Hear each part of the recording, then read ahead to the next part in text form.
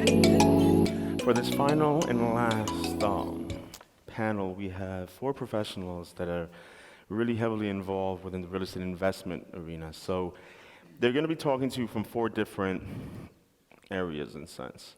We have real estate investors, we have real estate developers, we have real estate agents who deal with investors, and then we have someone who actually works with note buying. So you're going to learn how to really make more money with fix and flips, even coming from a different angle, such as buying a note and actually getting yourself the property a little bit cheaper. So I'm going to ask everyone to please introduce themselves individually, let us know who you are, what you do, and what you're looking to bring to this particular panel.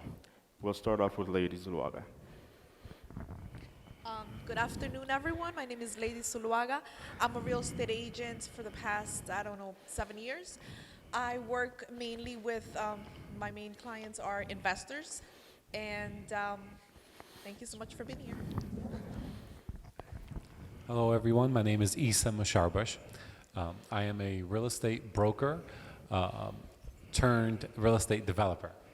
So when people ask me, what do you do? It's like, I got to figure that out. It's like the guy that was the artist and photographer and real estate agent and like four other things. But the reality is I started out as a real estate agent. I founded an amazing brokerage, and then in the end of last year, handed it over to a new CEO and a new broker of record, and started to do ground-up development in a particular town called Bayonne. And that's what I do, and I'm so happy to be here with you today. I'd love to answer all of your questions. Good afternoon. My name is Dave Corsi. I've been a real estate investor since 1982, and I am currently the vice president of the Metro Real Estate and Investors Association, which is the oldest real estate investment group in the state of New Jersey.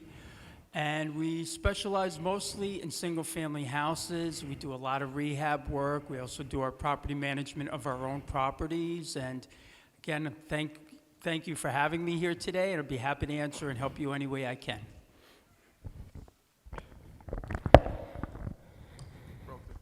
All right, how you guys doing? Good? Some okay? All right. I mean, I know you guys ate, so you could be a little louder than that. All right, my name is Mahir, Allan. I got started in the distressed mortgage space. When I hated banking, I left banking. I started working for this hedge fund that was buying distressed mortgages. So what we would do is buy this bad debt at a discount and then work with those people to get the note paying again, right, and put a lot more value into it. After working there, I was speaking with investors, raising money, training staff, doing all that stuff. Started my own company, and then late 2016, I actually bought my first two deals with Hector, a fix and flip in Irvington. There's a 2-family and then a 3-family buy and hold. So I didn't know anything, and that was just like 2.5 years ago. Mm-hmm. And where I'm at now, I have 50 units. I invest in Jersey. I invest in Philadelphia. Thank you. All right, so I'm going to start off with Dave, and then I want to lead into me here. Dave, you've been in this industry for quite a while, so let's talk about the process that you take in examining a property or even deciding how to get into an investment. Okay. How to get involved in investment, where to look for a property. First thing you need to do is see what your objective is. They were talking about it at the panel before. Know your niche market. Cannot stress that enough. Do not go off in different tangents. Take it from somebody who's bought property in many states and most of the time ended up regretting it. You know, sometimes we never learn our own lesson. But what you're looking for is a property with potential. The number one thing I look for is after repair value. You always work your way backwards. So that's a big mistake a lot of beginning investors make. You determine what the market will be after and what it will sell for quickly. And be honest with your numbers. Then you know what the property will be worth. Then you start working back and say, okay, how much will the rehab cost? What will my hard costs be? What will my soft costs be? Can I get insurance on the property? I also then say, if I'm flipping the property, who will be my end buyer? I have a picture in mind. Is it going to be a family? Am I doing a condo, which may be going to a young professional, either female or male, doesn't matter. Point is, who will that property be attracted to? The other question I always teach to people at our group is, I asked the ladies, first thing I asked them, do you feel safe in that neighborhood? If you do not feel safe in that neighborhood, you do not buy it. Simply because if a woman does not feel safe being in that area, that property is going to be very hard to sell. I cannot stress that enough. So you go there in the daytime, you go there in the nighttime. So now we've backed out our numbers, we've done our net operating income statement, we figure out what our cash flow will be. One of the biggest things I find people forget about also, what profit are you looking to make? I do not work off percentages, I work off of a dollar amount. And finally, the last thing I do is, what is my backup strategy? If the market suddenly changes, I've been doing it for 35 years, so I've seen a few market changes up and down. So then I think, okay, if I cannot get this thing flipped, what is my backup plan? Always have a backup plan. Mahir, let's touch on what Dave actually started talking about. Everybody starts from one way or another. The ARV is the greatest way to start because it gives you the predetermined supposed sale price. I mean, I'm sure many of you have heard, but I think, Mahir, I'd rather you explain it a little bit. Have you heard of the 70% rule? That's actually what I was going to mention. There you go. So how many of you guys know what is the deal that a hard money lender is looking for? Like, raise a hand if you know what the numbers are. Okay, so that's going to be important, right? If you're here trying to buy your first deal or wholesale a deal, you need to understand those numbers in order to do your job the best you can to service an investor. And basically, you're going to work backwards, right, from the ARV. So let's just use easy numbers. Let's say the ARV, after you fix the house up, is going to be $100,000. So that means for you to provide value to that investor to buy that property, you need to give it to them for $70,000 and less. And the $70,000 is going to include your purchase price and your rehab cost. So that's the first thing when you're looking at a deal. That's what Dave was talking about. You're going to run through that whole list of items. What's the repair cost, your holding costs, closing costs, purchase, all that. You're going to see, and then if that fits the criteria, then you can go another step and look further and to send your guy in to further verify the rehab, check out the neighborhood, and all that other stuff. I'm gonna continue the conversation on the 70% because everybody always says, okay, I'm gonna use the 70% rule and determine what my offer is gonna be. But they forget one very key point. Dave made a point of saying whenever you have a profit, don't use a percentage. A percentage can be anything. Because if you use a percentage, you may end up making $4 or $5 grand if you're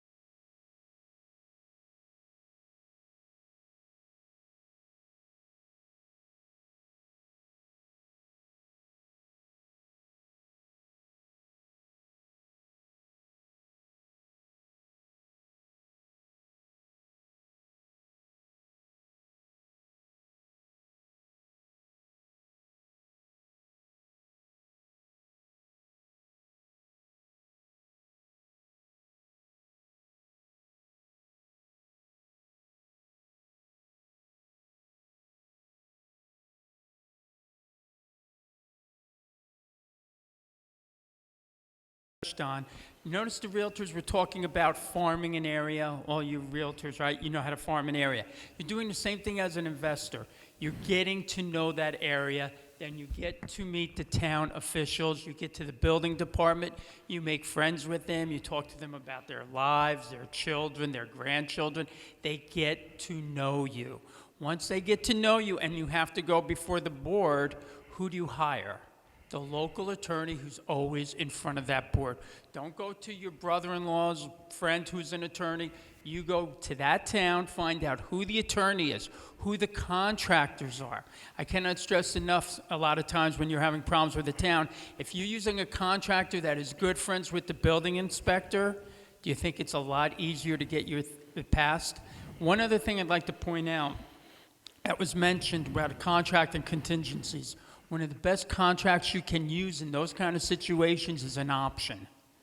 Options can be used for everything. Just to give you an idea, Donald Trump's first big deal was what? Trump Tower? He bought that with an option. Can you explain you an can- option, please? That's exactly what I wanted to get at. Right. Options you can do amazing things with. We have options right now that are 40 years out. They're done on purpose. Let me just say that. But you can do amazing things with options and really protect yourself and limit your liability. Let me explain what an option is, just for those who may have never heard of the topic. When you go purchase a property, you have the option of actually discussing with the seller if they would give you a chance to try to go out and get a development built. I've done them. In fact, I owned a property on Stray Street, which we were supposed to do 160 units. That was purchased with an option. We ended up losing it. The market sunk literally as we were about to get everything rolling. But that particular property, we went in and we said, we're going to give you $200,000 as an option. Right? We're going to pay you carrying costs on a monthly basis. We have 2 years to develop this property. The guy's not losing any money. He's literally making money because if we fail, he just made 200 grand. He kept the property. We paid the taxes. We carried all his carrying costs. He's living for free. So the option is negotiating with the seller to try to do whatever you need to do with that property in a certain given time without necessarily having to commit to buying it if it fails. You're going to end up losing money if, of course, if it doesn't move forward. But at least you're not going to lose the $2 to $3 million on the acquisition in hopes of developing something that may never happen. So, all right, moving forward. The offset, now right now with this market particularly, with fix and flips, I want to be able to discuss, are there still opportunities? And if there are, how difficult are they to find? Mahir. And what markets are you looking at? I have a different view on this than I think everyone up here earlier was saying, like, there's no deals or anything like that. I don't have that problem, so I don't have a problem finding a deal. I'll do a deal in East Orange, Newark, Irvington, Philadelphia. So between my markets that I'm in, I always have a deal that I could do. Now, the thing with flips, I still see that as an opportunity, but then, like, to go against the 70% rule, like, there was a guy who was speaking up here before. He does, like, $1 million projects or whatever. I don't mind going over budget on those. So that 70% rule, I will go to 75 to 77%, right? If I know that house is going to sell in a day, that's worth the investment, that I don't have to worry about this house sitting on the market at all. So I just did a deal in East Orange that, keep plugging Hector, he lent the money on it. Bought the deal in November, finished the closing in May. So it was like as smooth as can be, and it sold before I hit the market. And my strategy with that was, as the house was getting to completion, it was at like 90 to 95% done. I started calling all the best realtors in that area, and I said, look, check out my house, let me know what you think it's worth, right? Because it doesn't matter what I think it's worth. It matters what the area says it's worth.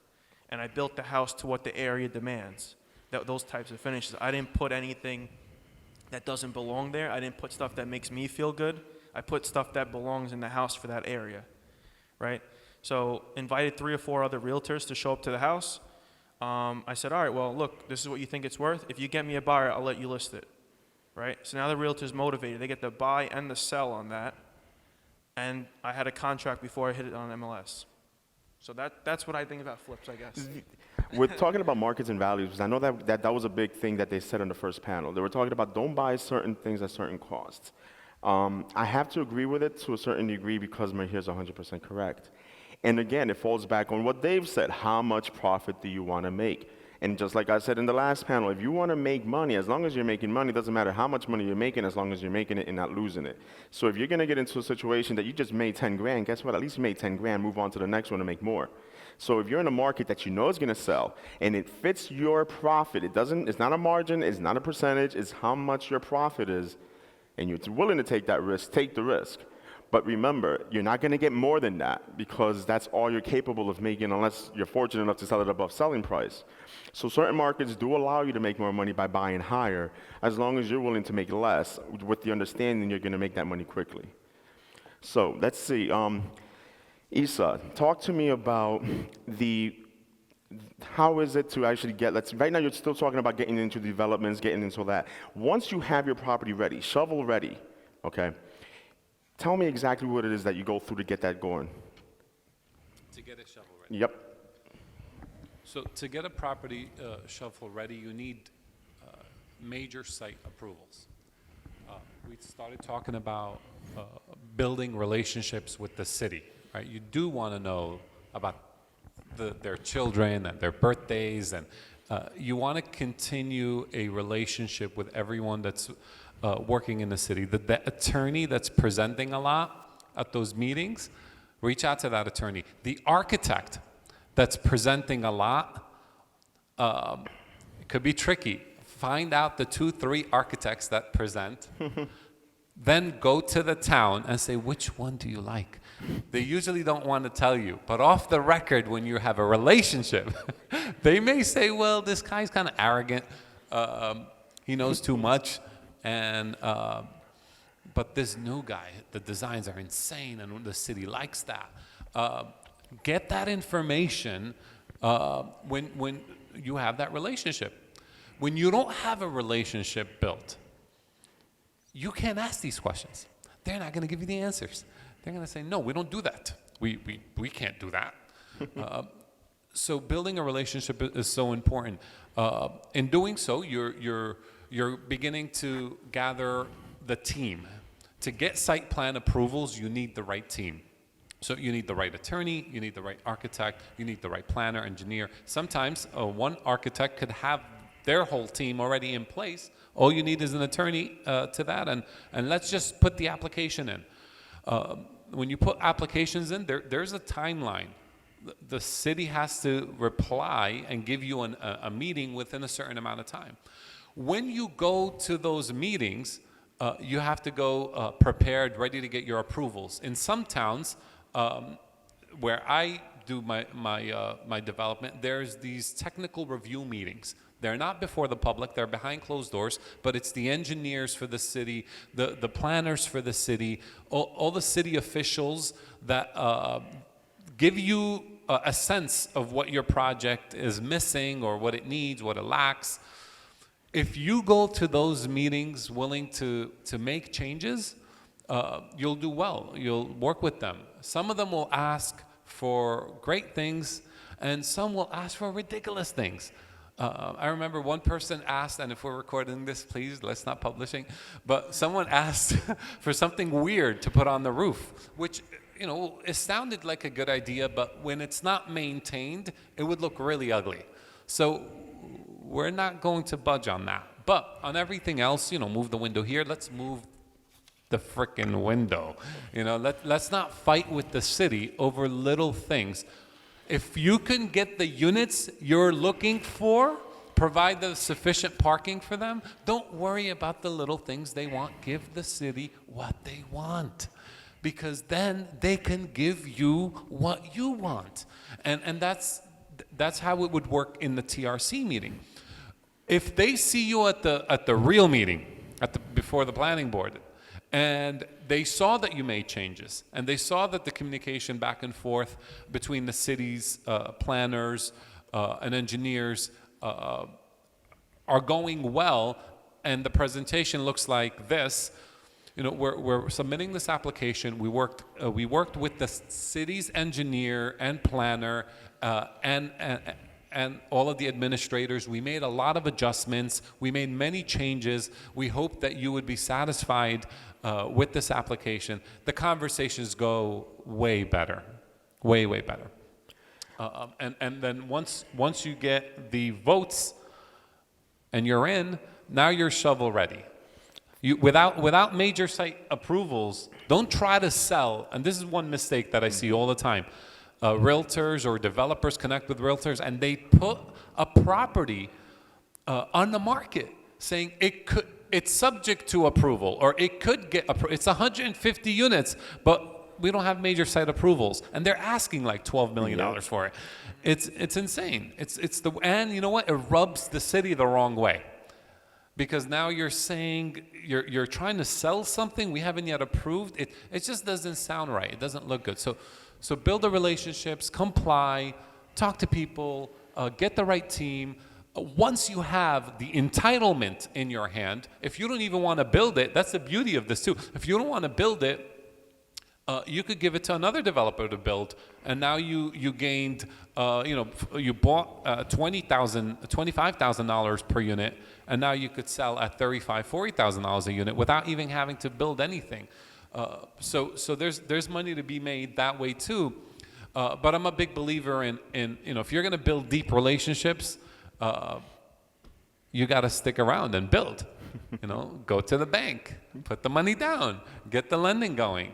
This is not the hard money loan you're going to need for a $10 million building. You're going to need a local bank to give you a loan to build it, to occupy it. They could then refinance it, and just get your stuff in order and talk to the local lender. You're not going to go to a major lender when you're building. You want to go to a local bank, and if you're not sure, I'm sure that Hector got his contacts. He'll set you up.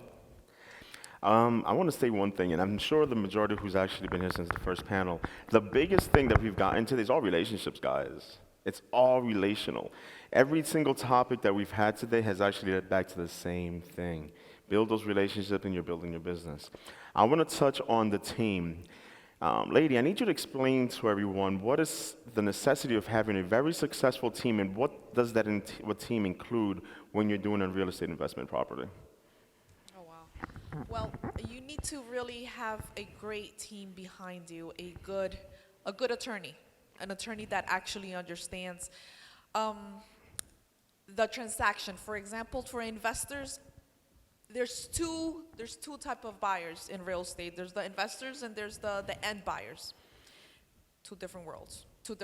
There's attorneys out there that do not understand what a hard money loan is, or like how really investments work. You need to have a good attorney. You need to have a good appraiser that knows the area.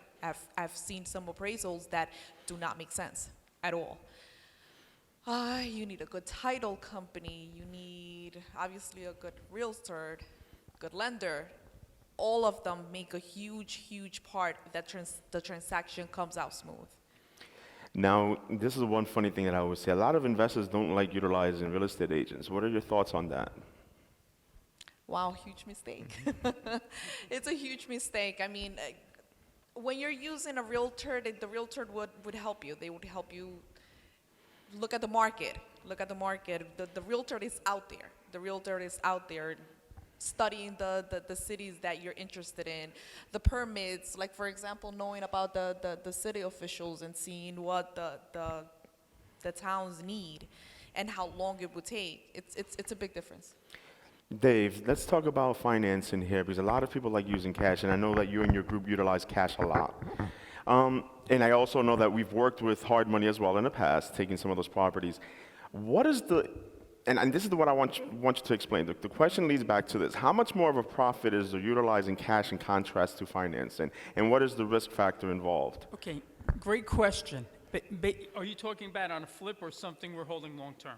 Both. At the end of the day, it's just an investment. At the end, because I want everybody to realize what leverage means when you're utilizing financing in contrast to cash. Okay.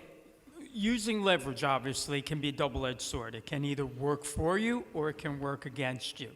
A lot of times it depends on our deal. The first thing I always try to look for from a leverage standpoint is seller financing. And a lot of times I can show a seller where it's to their benefit, because what are you going to do with the money, Mr. Seller? I'm going to put it in the bank. What are banks paying right now? Nothing. Not much, right? So if I can pay them 5 times what they would be getting from the bank, they may be very willing to work with me. Now, understanding finance, understanding how to use a financial calculator, I can make those numbers work however they want them to.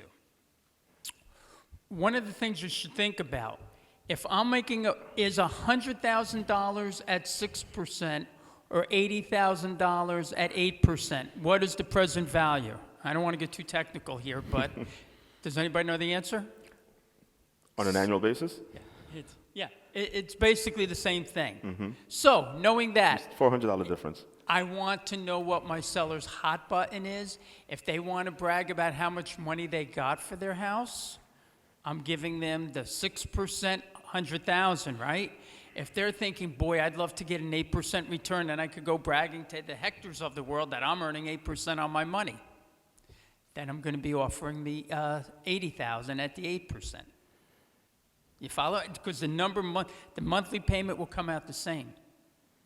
So the net present value works out the same. Know who you're dealing with. Now, leverage. Historically, if I buy a house free and clear, what would be my rate of return? Does anybody have any idea? Cash on cash, generally. In the United States, it runs about 5 or 6%, so it's not that great. Using leverage on the right kind of house, which admittedly in New Jersey, especially, we mostly deal in single-family houses. It's very difficult to get those numbers to work out.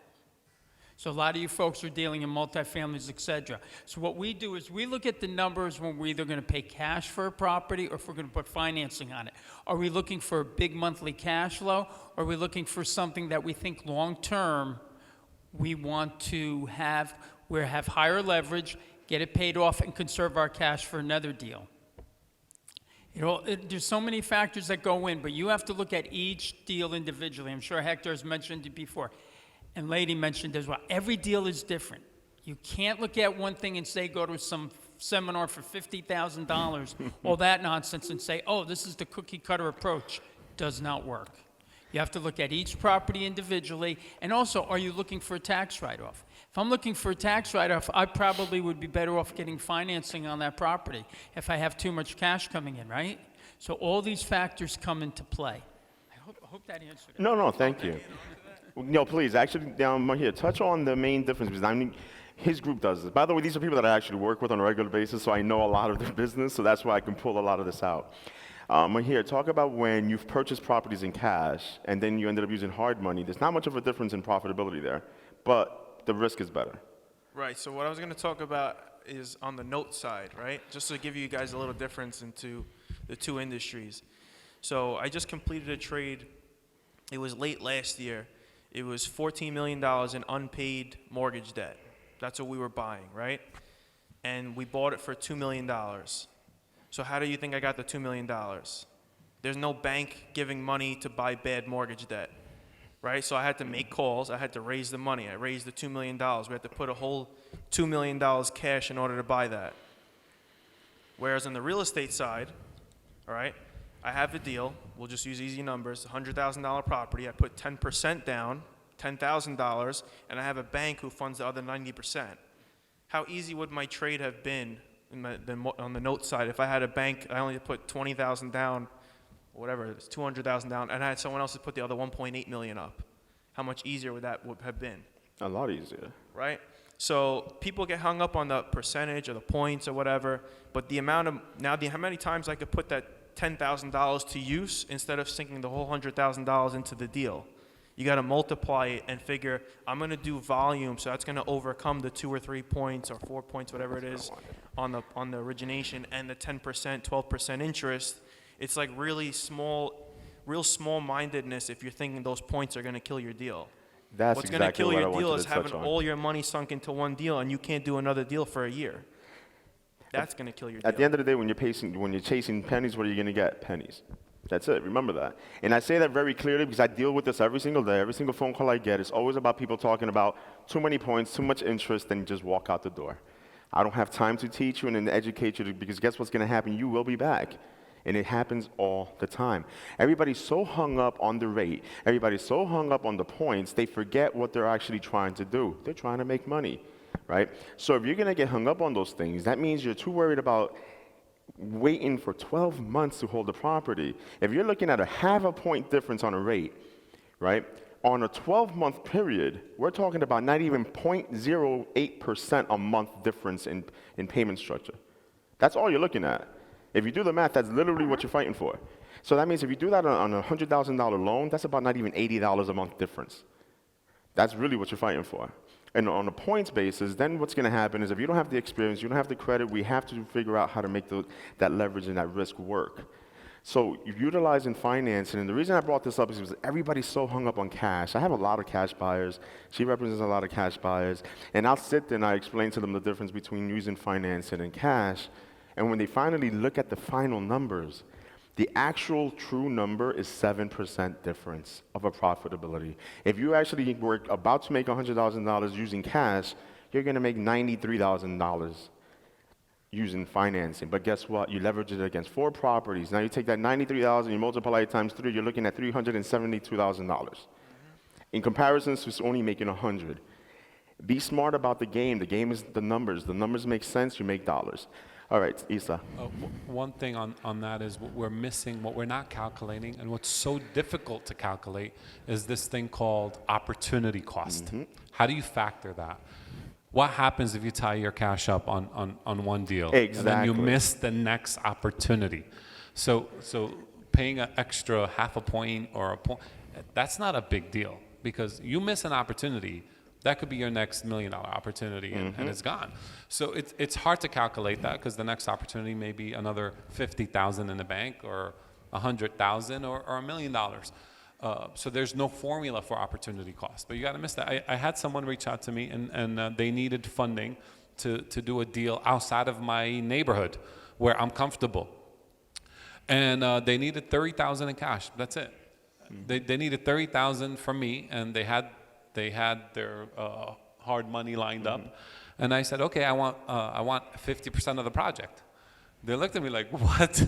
You're out of your mind. No, we'll give you 8%. I'm like, no, I want 50% of the project.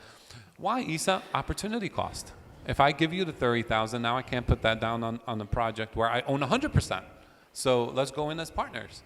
And we settled at I think 33%.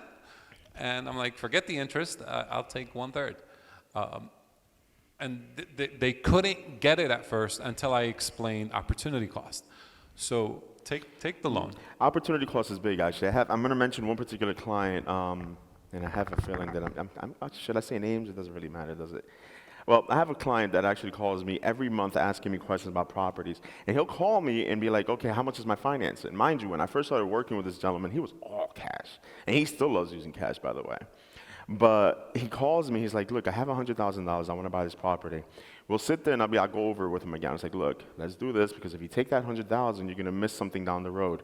The week later, he calls me, look, I got another property. Can I just get the financing for both of them? So what happened was he wanted to buy one property all cash. He got another opportunity literally within days, put both of them on the contract, and then called me to say, I'd rather finance them now, because now he bought 2 properties. Opportunity is crucial. You only get it once in a while, and when you get it, you got to jump on it. If you don't jump on it, somebody else does, right? So your money is actually built upon how much you react to the market, how much you react to that particular opportunity. So you can use your cash, you can use financing, whatever the case is. Don't be scared of the numbers, as long as the numbers at the end make sense. All right, guys, let's talk about a couple of different things here. Mahir, when you've done properties using notes, he loves buying debt, distressed properties and mortgages and so on. I like that because it's a different avenue to get into real estate. And it's a smaller avenue, but it gets you in. Can that be utilized as a method of actually purchasing the property as well? Because mind you, I want everybody to realize, notes and properties, 2 different things. Right. So in the note side, you're on the bank side, right? It's the mortgage debt that's attached to the house. And what I did in the note industry was you initiate foreclosure, right? And so you have two avenues to make money, right? One way is going to be that borrower's going to call you up and you're going to rework the deal because you bought the deal at a discount. The other avenue, which sometimes it goes this way, the borrower doesn't respond, doesn't answer the lawyer letters and all the court dates and everything like that, and you take back the property. So what happens if you're in the first mortgage lien and you foreclose, all those other liens from behind you are gone. The only thing you got to worry about is the taxes, all right? So you take back that property, and you're probably in for like 50 cents on the dollar. Might be in a market you're unfamiliar with, but before you get into this, you kind of make those calls, right? You figure out who your team's going to be, who's going to preserve the property and do all those kind of things. So it's a way that you could bring back and take back the property. So one of my most successful ones it's kind of a crazy situation. It was in Texas, all right? So I'm doing this property in Texas. I buy the debt. I was in the second lien position, all right? First lien is foreclosing on 4th of July, or like the week of 4th of July. I didn't even get my collateral yet, which is the mortgage, the note, the line. It says that you own the debt, right? So I had to make a decision. I was like, either I'm going to get foreclosed on, my lien's going to be gone, or I'm going to forward the $18,000 to reinstate the person, and then I'm going to initiate foreclosure. So that's what I did. That's exactly what I did. She's shaking her head no at me. So I put the $18,000 up. I reinstated the first. Now the first clock gets started over again because they're current. They can't foreclose till after 120 days. So I did my foreclosure, and the borrowers actually came forward and realized, this is a bad situation. They owe the second a ton of money. They're in foreclosure again. They're getting overwhelmed.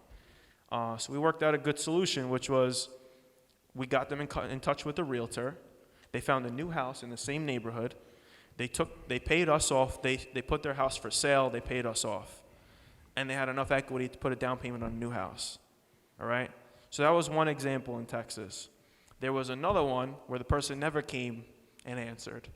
All right? So foreclosed, went through eviction, did a small clean out, and made about $80,000 on the flip when we took back the property.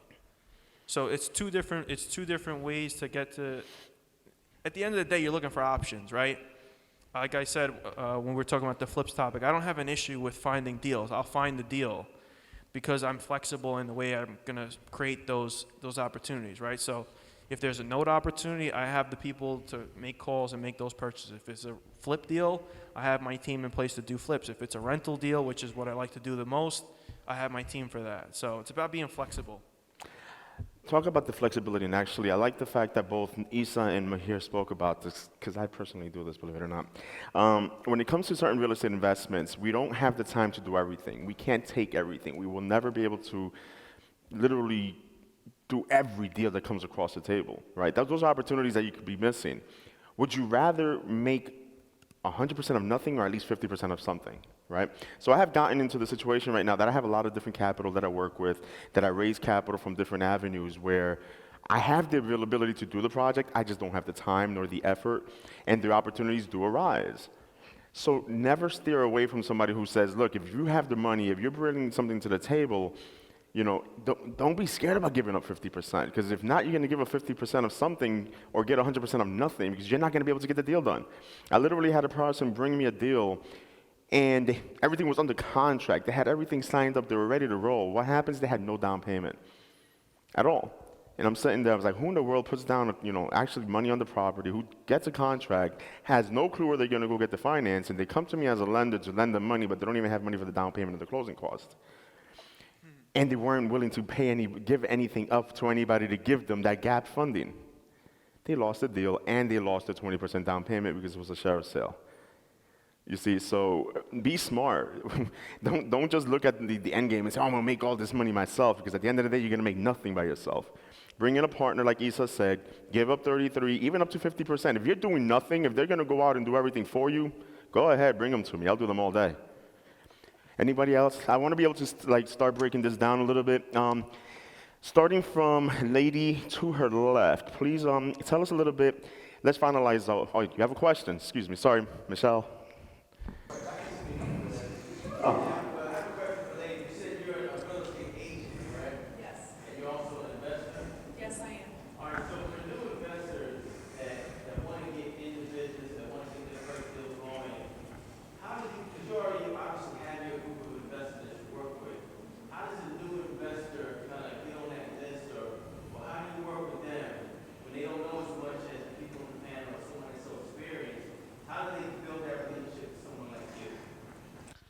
Well, I've been lucky enough to be Hector's partner.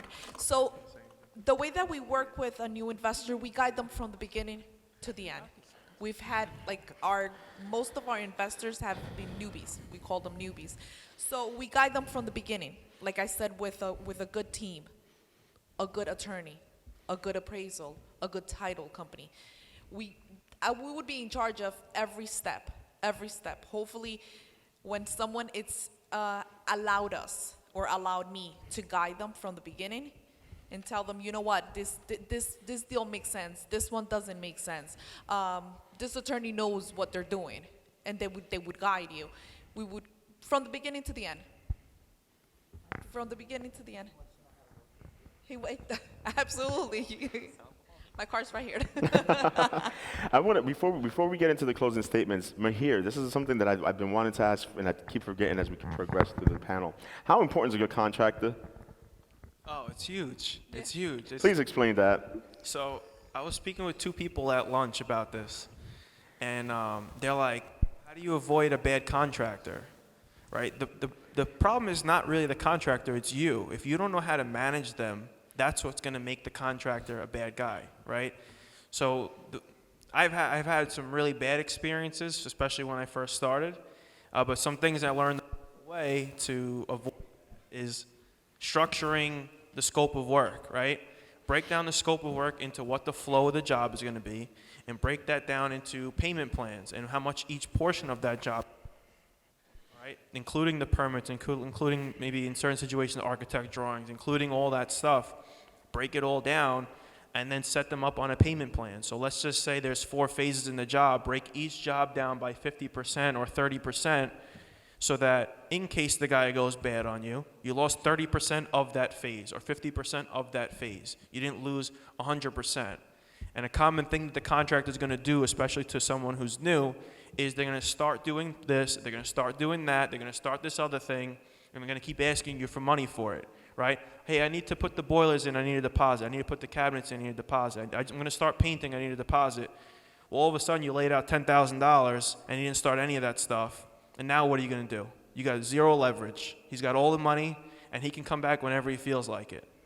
So you make the guy stick to a schedule, and it's your job to make him stick to the schedule. It's not his job. That's not his specialty for the most part. His specialty is fixing the wall, painting the wall, fixing this and that. That's not managing money and managing time. Mm-hmm. Oh, please, Dave. I have a strategy. It's very radical when dealing with contractors. I've at some point in my career, I did about $6 million in rehabs for investors. They came to me because they trust me to manage people, and people in that industry. I respect some. The rest of them will take your money and disappear to another job. So you have to be very careful. So with some of the flips I do now, because I get those flips, the condo, the single family, as I'm waiting for approvals.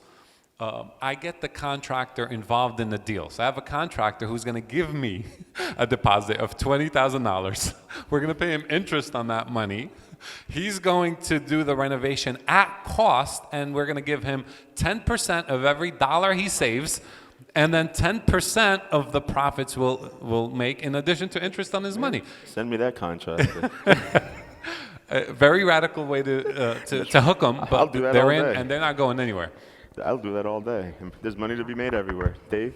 One of the things you have to think about, again, we're talking about, Leidy, everybody was talking about teamwork and relationships. Tend to use the same people over and over again. I do a lot of my own physical rehab because I like to. I shouldn't be, but I like to. So I'll do a lot of carpentry, etc. But the thing I look for is a guy who's also at the job, the owner. I'm not looking for a big company per se. Also pay them promptly. And again, very important, we use the same people over and over again. So we do, let's say roofing. We put on a lot of roofs over the course of a year. Does it really matter to me? You guys have heard the old thing about how many quotes are you supposed to get? Everybody says, all the gurus say, how many quotes should you get on a job? 3, right?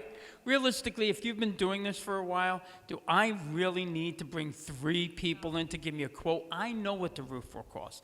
And quite frankly, I really don't care, even if my guy was a couple $100 more. He's not, but let's say he was. If I ever have a problem, is he going to be right there?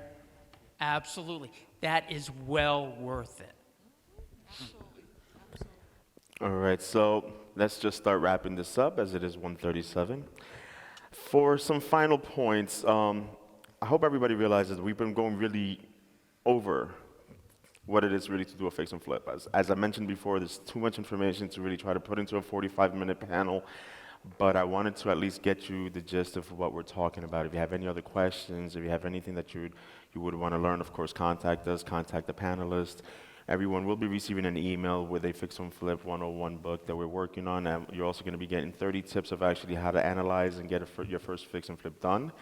And I want everyone on the panel to please just state one last comment that you feel that they can take away from a fix and flip perspective. Go ahead, Mahir. You can start it up. Yes, I'm picking on you. Me? You're up. Then I get to leave after this. All right. I guess my thing would be really understand what you're looking for. So what I think is a good deal and what you think is a good deal is different. So when you go to Leidy and say, send me a good deal, what is it? Is it a single family? Is it a two-family with a driveway? Is it a two-family with that bonus third floor? Is it in this area and in these cities you like to buy in? You know the people, contractor there. So you have to understand what a good deal is to you before you could have someone like Leidy even help you, because she could send you a ton of good deals, but you don't know what it looks like. You don't know what your own good deal looks like. Know your objective. Quick pop quiz here. How many of you would rather have a $2 million net worth or a $10 million net worth? Raise your hand if you'd rather have the $2 million net worth. Okay, one. How many would rather have the $10 million? Okay, a few more. Now here's the deal. You are Donald Trump Jr., you have a $100 million estate with $90 million in liabilities. Or you're just the average person on the street who has 10 $200,000 houses free and clear. Now, how many of you would rather be the guy with the $2 million net worth? I'll be the $2 million dude. Absolutely, because you guys have already factored in $2 million net worth. The cash hard beginning from 10 $200,000 free and clear houses makes me financially independent, basically to do whatever I want. That's the key. Now, there's not a right or wrong answer to that question, but you only, and only you, can decide which one is right for you. So that's where I would start thinking about what it is you truly want to get out of life, what it is you want to do, and then you start planning accordingly. Okay. One thing I want to leave you with, and it may have a couple of bullet points under it to explain, but I really want you to think about being the community leader in the area you want to invest in. Be the community leader in the area you want to invest in. How do you do that? 3 ways. Serve, love, care. Serve, love, care. Serve, love, care. And then serve, love, and care. When enough of that is known about you in your community, deals will land in your lap. Because people want to give them to someone who served, someone who loved, someone who cared. Not someone who's just about profit, profit, profit, profit, money, money, money, money. I was getting a sandwich. I'm closing with the story. I was getting a sandwich at my favorite mozzarella place in Bayonne called Giovanni's. Waiting to get my sandwich, a group of attorneys were sitting down eating. And they recognized me and said, "Hey, Issa, how are you? What's happening?" I said, I'm doing pretty good. I'm a little stressed out. I bought this property. I want to try to do like 12 units. I may get 9 units, but I'm into buying land. Man, I wish I had another piece of land to buy. One of the attorneys looked at the other one and said, "Oh my God, we got a piece of land. We only have 2 weeks to get it sold. Then otherwise it's going to go to a realtor. It's going to go hit the market and go to the public." I said, "I want it." He's like, "I didn't even tell you where it is." I was like, "I don't care. I want it." So tell me more about it. He told me more about it. We're putting 51 units on the light rail because someone recognized that I serviced, I loved, I cared. They recognized it and said, let's give this kid a chance. And now a 33-year-old guy is working on mega development projects because the work of service, care, and love was put in for years and years and years. I'll leave you with that. Be the community leader. Thank you. Congrats. Well, I strongly recommend that anyone that is going into real estate investing for the first time, do your own research. Look for the areas that you want to invest in. Study the area, search the area before you go into either a real estate agent or any way possible that you're looking into buying. Once you know the area and you recognize the how easy you're going to be able to sell it, rent it, whatever you wish to do, it would be way easier. Just the beginning. Study the area. Search it. Thank you.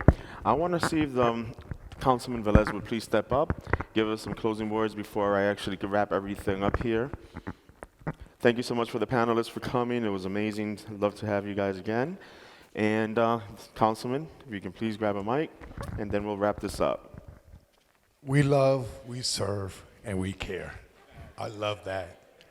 Listen, if you love, you should be here in August. If you care, you should be here in August. And if you care, bring somebody that cares also. They look at me like, we're in August. Yes, we having another one in August. Yes, we are. Okay, right? Yes, we are. But this is something that I always gonna say. You know, the future is in your hand. Patterson has a lot of opportunities. Developers put in the right RFP and put in the right proposal. The doors are open. As a councilman, and I could tell you as a politician that I sit there in that table and deal with the things that goes on back and forth with sometimes developer. One of the things I don't like is the back deal developments, and you know that, right? I like to be a shooter. I like to see the programs. I like to see what is coming in scope of work, and move forward. Patterson have a lot of lands, believe it or not, a lot of places in Patterson that you could invest. But please sell and promote what you want to do, like if it was for you, like if you was going to purchase, if you was going to invest for yourself. That's the only way I could think that I could invest to others. If I think it's a diamond, I gotta sell it like a diamond. If I don't think it's a diamond, I gotta sell it like cobre. Not worth it. How do you say cobre in English? Copper. I forgot. What was that? Copper. Yeah, listen, you know. But thank you for coming. Thank you, Alvarez, for allowing me to be at least a part-time sponsor on this. I'm just kidding. But yes, next workshop will be announced soon. It's going to be August 24th. August 21st and August what? I don't know why I got the 21st. I don't know. I think it's the Puerto Rican local parade here. We're thinking of Puerto Rican parades already, you know.